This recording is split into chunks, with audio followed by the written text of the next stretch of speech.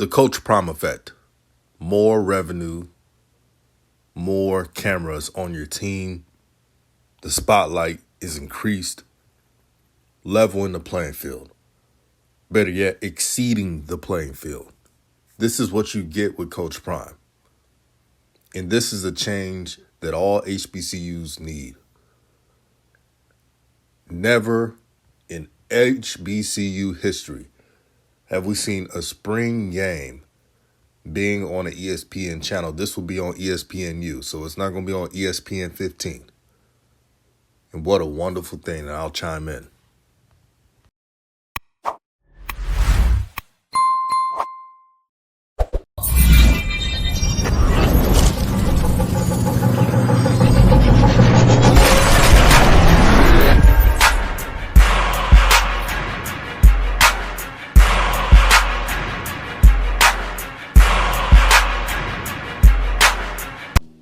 What's good with everyone? This is Raw Truth Media giving you the raw content that you deservedly need.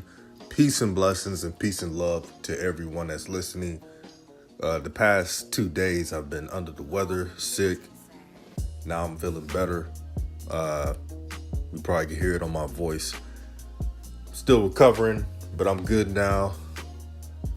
Now I've been wanting to talk about this. I'm so excited. Jackson State is going to be playing on national television for a spring football game. This got to be the first HBCU team to do this for the spring. I'm not talking about last year's spring season. I'm talking about a spring game. Who does that? April 24th, ESPNU. Jackson State versus Jackson State. And you already know it's going to be all-out competition. Here's what I wonder. I wonder what the teams are going to look like for the spring. What the defense is going to look like. And this will be our first time looking at Travis Hunter. And to see his skill set. And I've already told you, he's the number one player in the country. I don't care what Buffoon Sports Network ranked him. I don't care if they ranked him 2 or 3. In my eyes, watching the film, he's the number one player, bar none. No one has the tape that he has. And this is just being objective. On my off time, I look at a lot of high school film just when I'm bored. And I look at the top 100. I always look at the top 100 list, no matter if it was the last year's class, 2024 and beyond. Just something I like to do when I have nothing going on and I could go on Rivals or look at Huddle and just see a highlight. I think it's pretty cool. You understand the game more. It's funny that now I'm older, I understand the game of football and various sports. And when I was younger, a film session was always boring to me. Now I look at it like it's fun. But the next position I'm interested to look at in spring is the QB position. And the reason why I brought that up is we all know Shedeur Sanders is talented. He's a rising young quarterback. He has a bright future, but there has to be depth. I want to see what type of depth Jackson State has just in case of an injury. You never know. This is football. This ain't basketball. And players can get nicked up and miss a game. So I want to see if there's a quarterback that can just manage the game, that has high IQ, good ball security, and can be trusted if Shedeur was injured or so. Maybe it's the Ohio State transfer. You never know who can step up. But I'm interested to see that dynamic. The offensive line.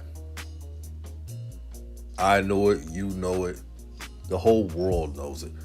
The offensive line has to improve. And I want to see physicality. I want to see good hand placement.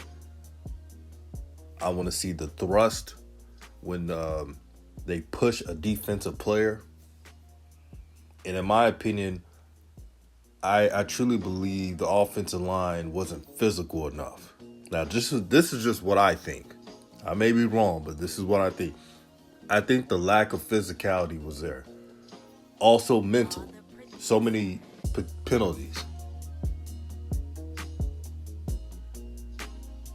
A lot of penalties. A lot of useless penalties. Pre-snap penalties, which delays a drive. How many times have we seen Jackson State, they complete a 30 to 40 yard bomb, everybody's excited, and then you see a flag, and we all know what it is for, pre-snap. All the time. So that has to get rectified. Jackson State cannot afford to have any more delays. I know that there's games that are not perfect and you can have a penalty, but please limit it. Don't have penalties, especially on big plays. Try to limit that. The SWAC has improved, and these teams like FAMU, Grambling will make you pay. They just will. This SWAC this year will not be easy, but I'm actually glad that it's not. But here's the wild card. If Jackson State plays up to their potential every game, that increased the chances of their season for being undefeated or having, 13-1 or a better season than last year.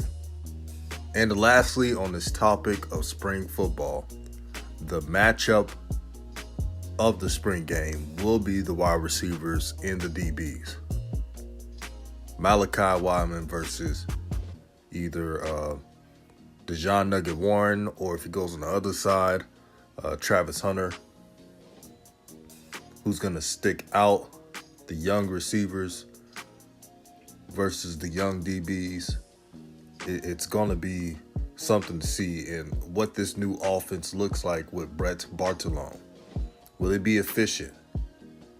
Will the personnel be upgraded in football IQ, meaning if I don't have time to throw the ball, I may need to switch the game plan up and shorten my routes. Simple stuff like that. I cannot wait to see that battle. That's going to be another video I talk about in depth of the DBs versus the wide receivers in the spring game. What I'm looking forward to, something has to give. Jackson State has so many wide receivers. You have to ask those questions. Will ego be evolved? Will they come together and play as one? Those are things that I want to see. But with Coach Prime being the head coach and being a realist, he's not going to sugarcoat anything. He's not going to give anybody a position. You have to work for it. You got to earn it. And I'm glad he's that type of coach.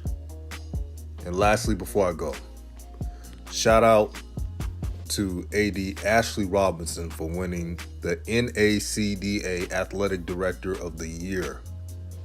Ashley Robinson, what he did reinventing Jackson State. We already know that Jackson State has had years of history. Those past 6 years were not to the Jackson State standard. Ashley Robinson came in with a vision. He didn't give up. He took the major chance in hiring Coach Prime. When Coach Prime needed something, AD Robinson was there. And I know Coach Prime deserves a lot of kudos, and deservedly so. But as well as AD Ashley Robinson, he deserves his respect too. Because it's not easy for a black man or a black woman to be at a top of a line position. You're criticized all the time. You have to work harder than most ADs. This man didn't quit. He didn't give up. He didn't complain. He did his job. And he deserves that award. That's how you should be an AD. It's not all about being power hungry. It's how you resonate with your fan base, with the people. The people that talk to Ashley Robinson, they would tell you that he doesn't treat anybody different. He did an amazing job being the athletic director at Prairie View A&M. Shout out to PV. And now he's doing his thing with Jackson State. So congratulations to him. I know this is just a start. And hopefully it's a sign of great things. Not even hopefully, I know it's a sign of great things. And that's why Coach Prime right now, because I don't know what the future holds, is still at Jackson State.